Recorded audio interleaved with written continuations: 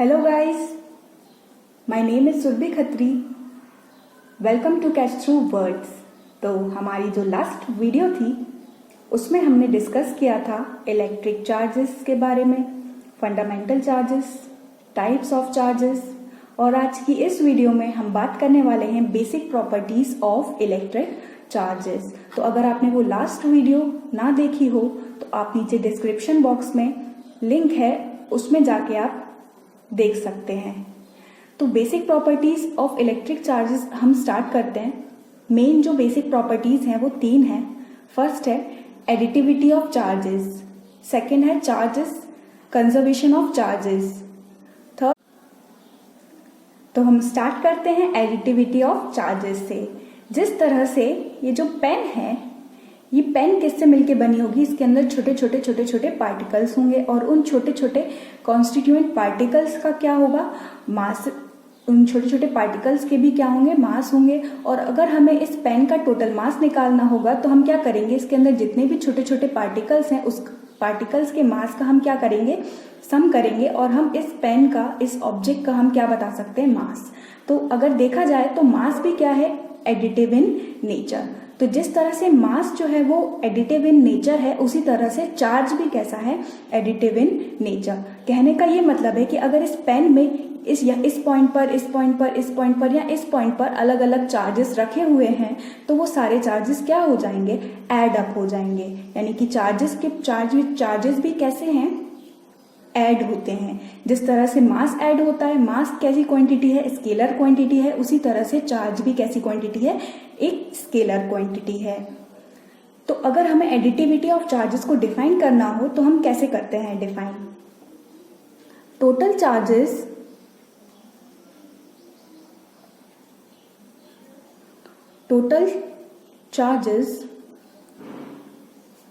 On an object is equal to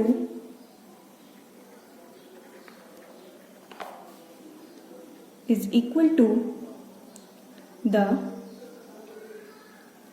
sum of all the electric charges distributed on the different parts of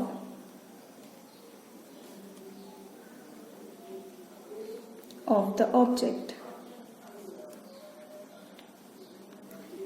कहने का मतलब ये कि अगर ये पेन है, ये एक ऑब्जेक्ट है, इसके पास इस पॉइंट पर Q1 चार्ज, इस पॉइंट पर Q2, Q3, Q4 ऐसे करते करते एंड पॉइंट तक इसके पास कितने चार्जेस हैं? अगर Qn चार्जेस हैं, और अगर हमें इसका टोटल चार्ज निकालना होगा तो हम क्या करेंगे? सारे चार्जेस को क्या कर देंगे? ऐड कर देंगे। Total charges on an object is equal to the sum of all the electric charges distributed on the different parts of the object. इसी प्रॉपर्टी को हम क्या कहते हैं? Additive property of. तो इसको हम लिख सकते हैं कि अगर किसी ऑब्जेक्ट में चार्जेस पॉजिटिव हैं, कैसे Q1, Q2, Q3 से लेके Qn तक, तो अगर हमें टोटल चार्ज निकालना होगा, therefore total charges in the body will be Q1 plus Q2 plus Q3 up to Qn। ये क्या है? Algebraic sum. इस तरह से ही तो एल्जेब्रिक सम होता है ना। एल्जेब्रिक सम किसका होता है? स्केलर क्वांटिटीज का। तो जिस तरह से मास एक स्केलर क्वांटिटी है, उसका एल्जेब्रिक सम हो सकता है, उसी तरह से चार्जेस भी क्या है? एक स्केलर क्वांटिटी। तो चार्जेस का भी क्या होगा? एल्जेब्रिक सम होगा। मतलब चार्जेस हमेशा सिर्फ और सिर्फ क्या होंगे? ऐड होंगे। लेकिन जैसे अभी हमने देखा, मास और चार्जेस के बीच में एक सिमिलैरिटी ये है कि दोनों कैसे हैं? Scalar quantities. और स्केलर क्वांटिटीज होने की वजह से दोनों के पास एक एडिटिव प्रॉपर्टी आ जाती है। यानी कि वो उनका जो सम होता है वो कैसा होगा? एल्जेब्रिक सम होता है, वेक्टर सम नहीं होता है। कोई भी अगर वेक्टर क्वांटिटी होती है तो उसका वेक्टर सम होता है, कोई भी अगर स्केलर क्वांटिटी होती है तो उसका क्या होता है? एल्जेब्रिक सम होता है। तो ये तो एक सिमिलैरिटी थी किसके बीच में, मास और चार्जेस के बीच में। अगर हम बात करें डिफरेंसेस की, किसके डिफरेंसेस के बीच की हम बात करें, चार्जेस एंड मास के बीच की बात करेंगे अगर हम, तो mass is always positive, mass is a positive quantity, mass is always positive. लेकिन हमने हमारी लास्ट वीडियो में क्या देखा था, क्या चार्ज हमेशा पॉजिटिव होता है? नहीं, चार्ज तो कभी कभी जीरो भी हो सकता है, चार्ज तो नेगेटिव भी होता है, पॉजिटिव भी होता है, right? So but charge can either be negative और पॉजिटिव। एक और डिसिमिलैरिटी है मास और चार्ज के बीच की, या फिर हम बोले डिफरेंसेस है चार्ज और मास में एक और। तो जो मास है, क्या किसी भी ऑब्जेक्ट का मास जीरो हो सकता है? नहीं हो सकता। क्या टोटल मास जो है किसी भी ऑब्जेक्ट में वो जीरो हो सकता है क्या? Total mass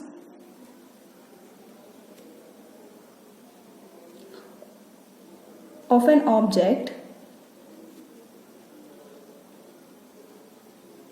is always non-zero। लेकिन हम बात करें चार्जेस की, तो क्या किसी ऑब्जेक्ट में चार्ज जीरो हो सकता है? हाँ, चार्ज तो जीरो हो सकता है ना। अगर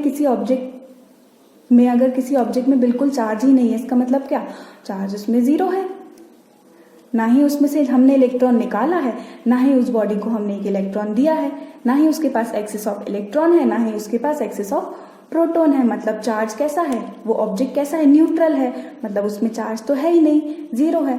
टोटल मास जो है वो ऑलवेज कैसा होगा, नॉन जीरो, मतलब जीरो नहीं होगा।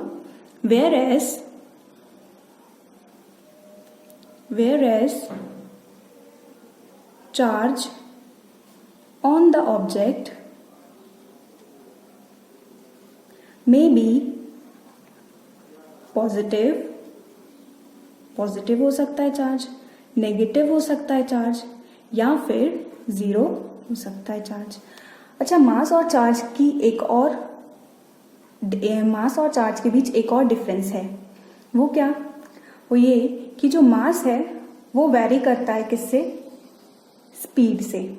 मतलब अगर किसी ऑब्जेक्ट की स्पीड क्या हो रही हो, चेंज हो रही हो, तो उसका मास भी क्या होगा, चेंज होगा। मतलब मास जो है वो डिपेंड करता है किस पर, वेलोसिटी पर। लेकिन जो चार्ज है वो वेलोसिटी पर डिपेंड नहीं करता है। तो ये थी कि क्या, एडिटिव प्रॉपर्टी ऑफ चार्जेस। अब हम बात करते हैं कंजर्वेशन ऑफ चार्ज की। सेकेंड, कंजर्वेशन ऑफ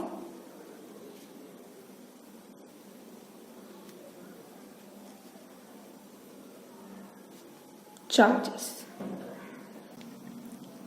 जैसे हम बात करें एक ऑब्जेक्ट की,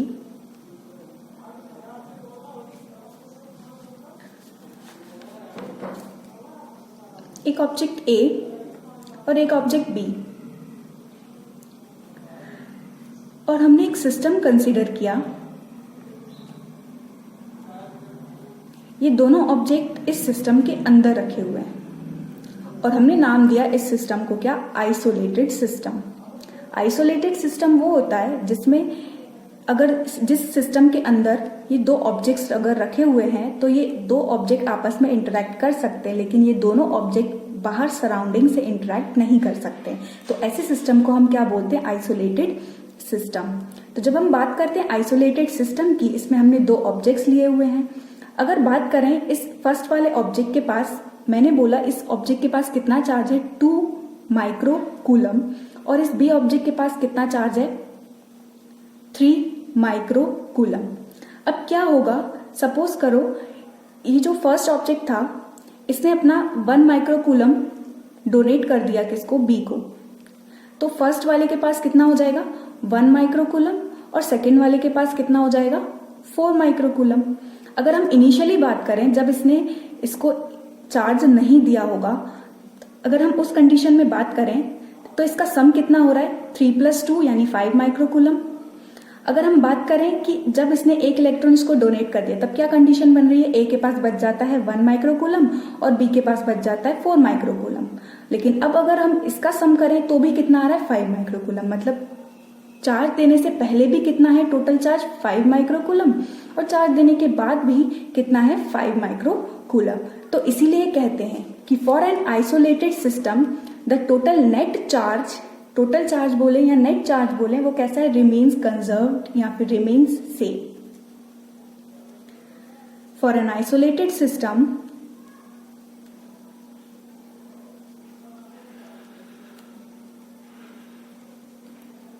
the net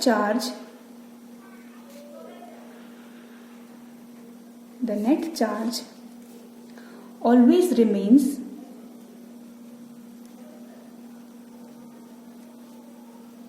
conserved। अगर हम बात करें रबिंग की, तो जब हम रब कर रहे हैं किसको, ग्लास रॉड को सिल्क क्लोथ से, तब हम क्या देख रहे थे कि ट्रांसफर ऑफ इलेक्ट्रॉन्स हो रहे हैं। ग्लास रॉड के पास पॉजिटिव चार्ज आ जाता है और सिल्क क्लोथ के पास कैसा आ जाता है, नेगेटिव चार्ज। करेक्ट, मतलब ग्लास रॉड क्या कर रहा है, अपने इलेक्ट्रॉन्स दे रहा है किसको, सिल्क क्लोथ को। तो उस टाइम पर ग्लास और सिल्क भी हम बोल सकते हैं वो कैसे सिस्टम क्रिएट कर रहे हैं, एक आइसोलेटेड सिस्टम क्रिएट कर रहे हैं, है ना। तो यहाँ पर ट्रांसफर ऑफ इलेक्ट्रॉन हो रहा है किसके बीच में, ग्लास और सिल्क के बीच में हो रहा था। करेक्ट, तो ना ही कोई नया चार्ज क्रिएट हो रहा है, ना ही कोई चार्ज डिस्ट्रॉय हो रहा है। तो टोटल चार्ज जो है सिस्टम का वो कैसा रहेगा, हमेशा सेम रहेगा, जैसे हमने इस कंडीशन में बात की थी, है ना। तो इनिशियली और फाइनली जो चार्ज था वो हमेशा कैसा है, सेम ही रहेगा। करेक्ट, तो हम बोल सकते हैं कि टोटल चार्ज जो है हमेशा कैसा रहेगा, कंजर्व्ड। ठीक है, तो इसी को ही कहते हैं हम कंजर्वेशन ऑफ चार्जेस, कि चार्जेस can neither be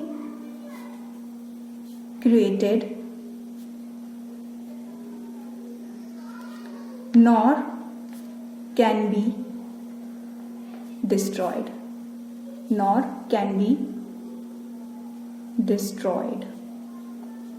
अगर हम बात करें एक एग्जाम्पल की, तो हम एग्जाम्पल लेते हैं किसका, एक न्यूक्लियर फिजन, किसका, यूरेनियम का।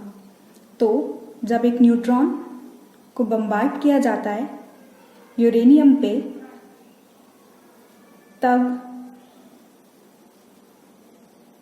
हमें क्या मिलता है, बेरियम, क्रिप्टन और साथ ही साथ 3 न्यूट्रॉन प्लस एनर्जी रिलीज होती है। राइट, तो इसमें भी क्या होता है, जो चार्ज है वो कंजर्व रहेगा।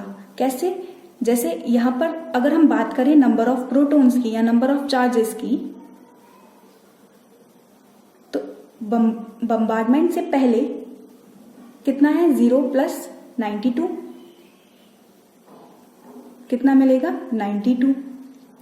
अगर हम बात करें फिजन के बाद की, तब भी after fission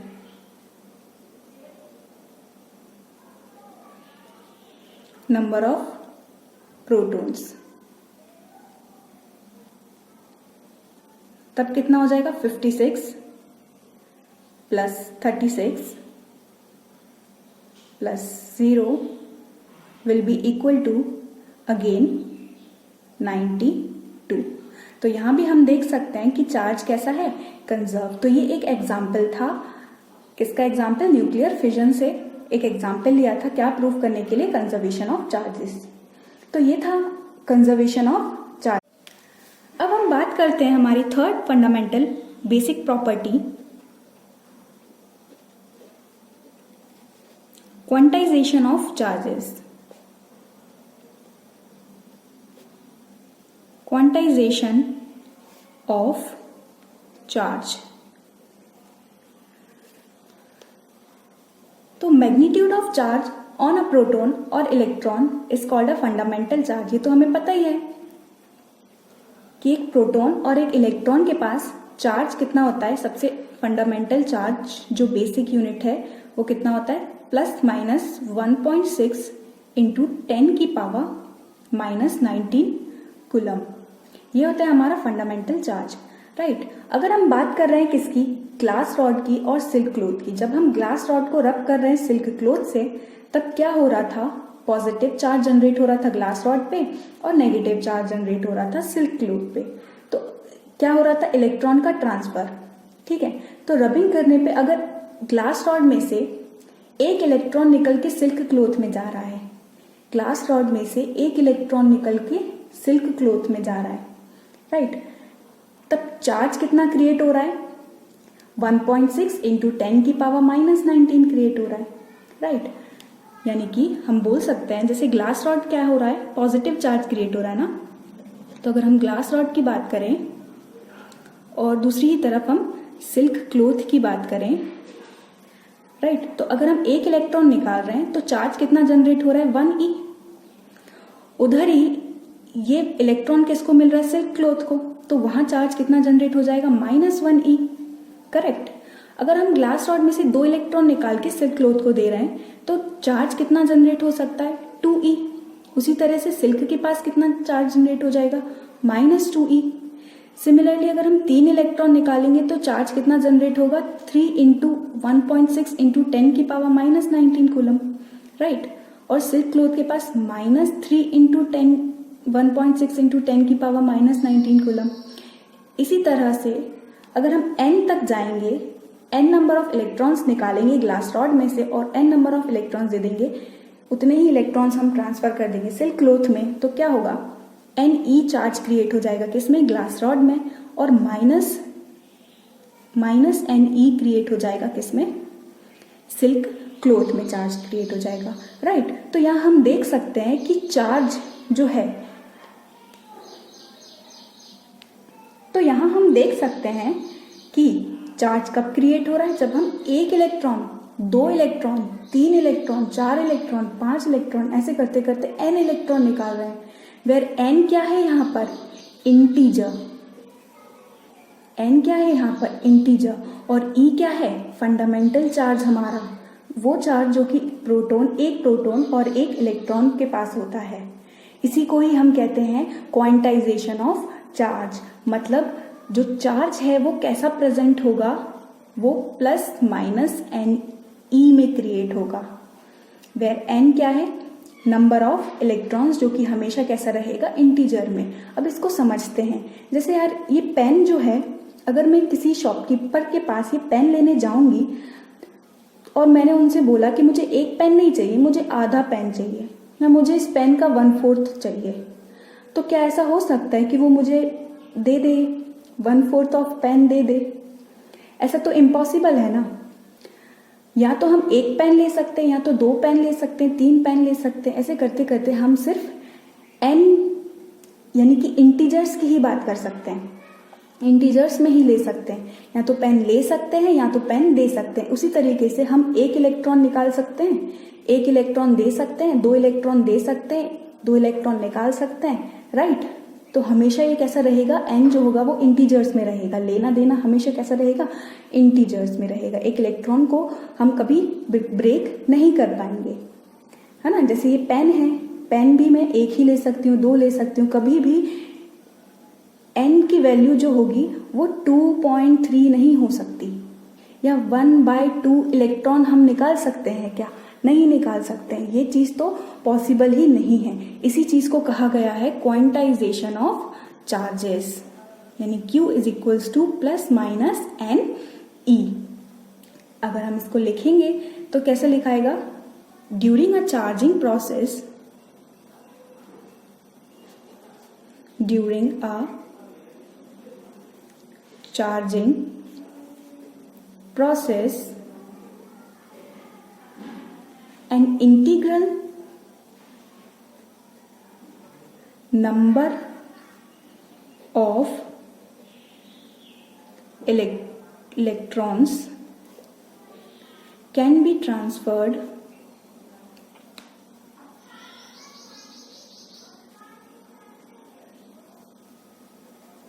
from one body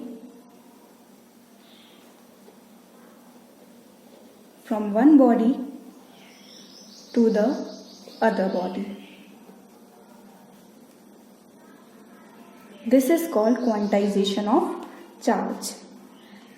That is, electric charge is always integral multiple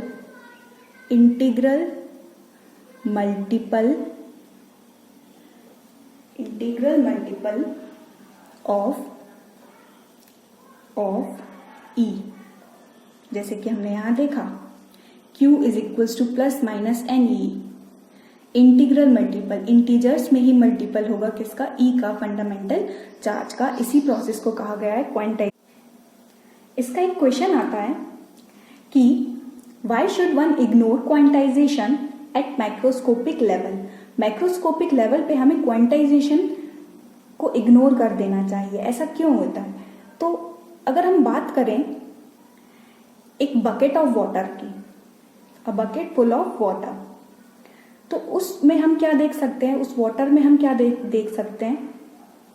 पूरा कंटिन्यूस, उसको हम कंटिन्यूस फॉर्म देख सकते हैं कि उस बकेट के अंदर क्या फिल है? वाटर फिल है. हम ये नहीं देख सकते कि उसके अंदर H2O जो मॉलिक्यूल्स हैं, क्या हम वो देख सकते हैं? उस वाटर के अंदर H2O मॉलिक्यूल्स हमें दिखेंगे? नहीं. जब इतनी लार्ज क्वांटिटी की हम बात करते हैं तो हमें H2O मॉलिक्यूल्स नहीं, वाटर के मॉलिक्यूल्स नहीं दिखते. हमें वो पूरा एक कंटिन्यूस फॉर्म में दिखता है, पूरी की पूरी एक बकेट दिखती है. हमें सिर्फ और सिर्फ क्या दिखता है? वाटर दिखता है, राइट?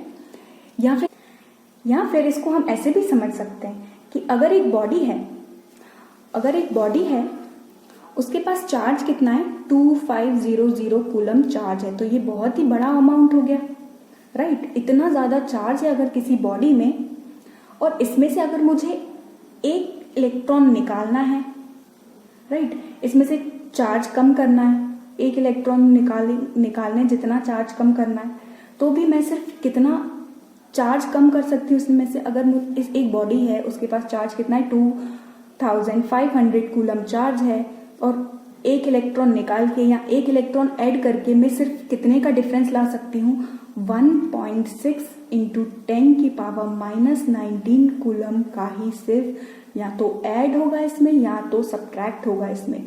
तो ये कितनी छोटी क्वांटिटी हो जाएगी. और अगर हम इसमें ये ऐड भी कर दें या फिर रिमूव भी कर दें तो भी सिर्फ स्मॉल चेंज ही हम देख सकते हैं किसमें? नेट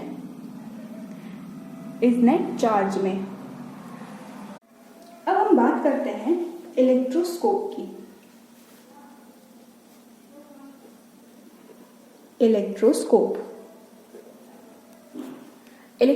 क्या होता है? Gold leaf electroscope.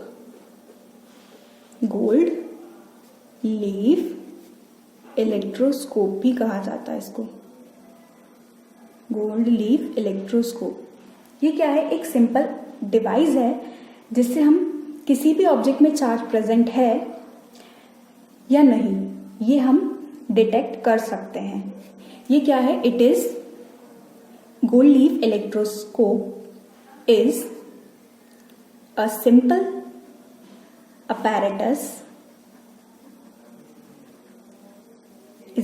apparatus to detect charge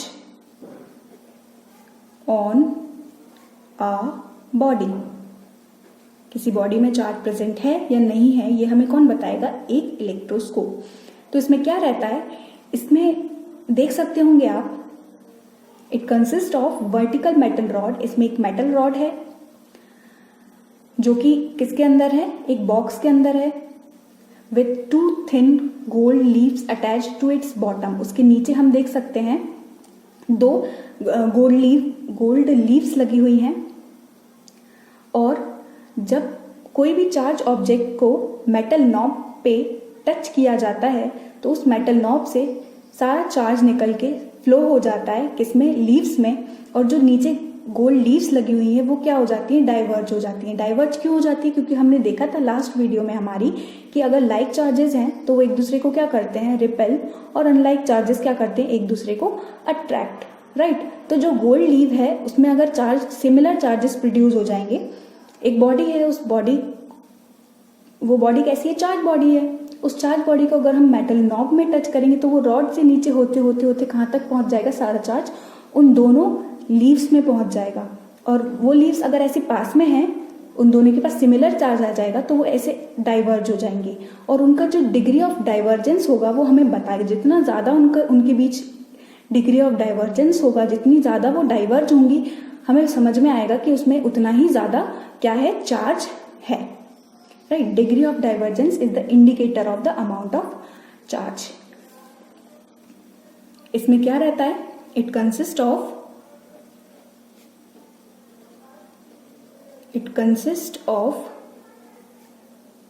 vertical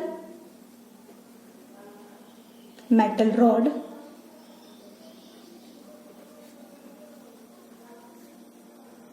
housed in a box with two thin gold leaves attached to its bottom. Degree of divergence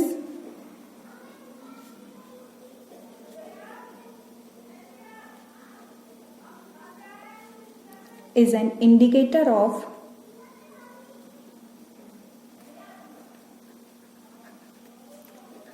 the amount of charge.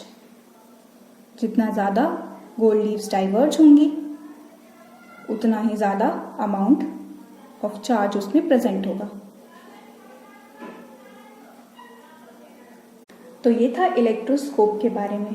तो आज की इस वीडियो में हमने डिस्कस किया बेसिक प्रॉपर्टीज ऑफ चार्जेस, जिसमें हमने बात की additive property of charge, conservation of charge and quantization of charge, और साथ ही साथ हमने थोड़ा सा डिस्कस किया किसको, इलेक्ट्रोस्कोप को।